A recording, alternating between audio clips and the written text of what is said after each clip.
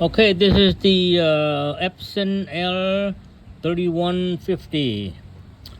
Uh, it's not feeding the paper, so we took the back part here apart, and I think we saw like a worn out rubber here.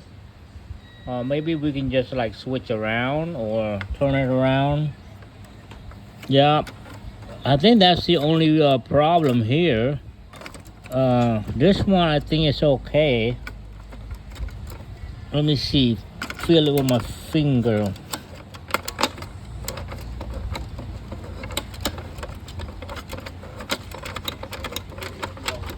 Yeah, it looks like it's okay.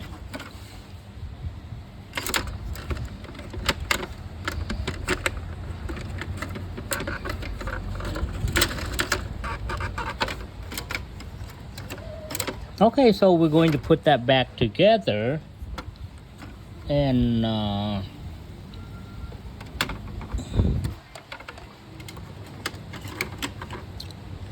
try to twist this around. Here we go.